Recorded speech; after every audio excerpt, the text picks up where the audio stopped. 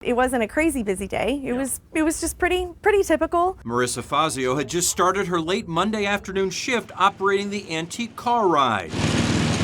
I saw some smoke coming up over here, and I was like thinking to myself, that's not where the smoke should be. We were actually doing a show over at the Mission. James Mead was a stunt show performer at Old Tucson doing a show when the fire broke out on that April day in 1995. I rushed up to the top of the Mission and I looked out and, you could just see the smoke. I mean, it was just a huge column of smoke. The wind-driven fire spread rapidly. Then it was blowing and it was catching, and then Kansas Street went up, and then once that happened and the wind kept going, that hit the sound stage. There were a lot of people who actually thought that this was just part of the show. Marissa Fazio was trying to convince guests to evacuate the park while also trying to save what they could. The worst part for me was cutting our Belgians loose, was just starting to have to cut our livestock loose into the desert, because you can't let them stay there because they're in danger. The horses and livestock were saved. The soundstage and a brand new wardrobe building were not. When I ascended the road to Gates Pass, and at the very top, it was night and dark at that point, I could see the flames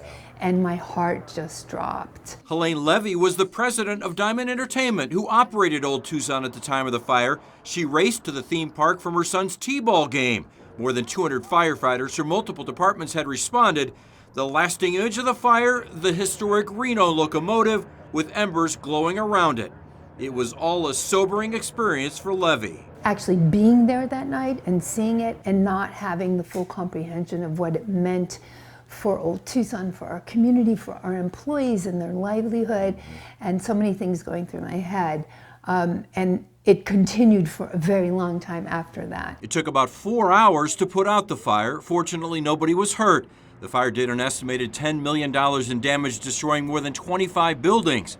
A 6-month ATF investigation into the cause of the fire was inconclusive.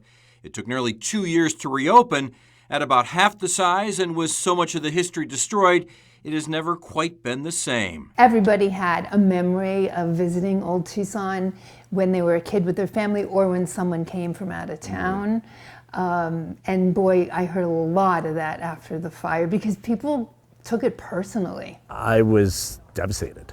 I had loved working here. It was so iconic, and when you're here, you don't forget that the movie memories of it. You don't forget that, and that just, now it's all different. I mean, you try to rebuild, but it's not the same.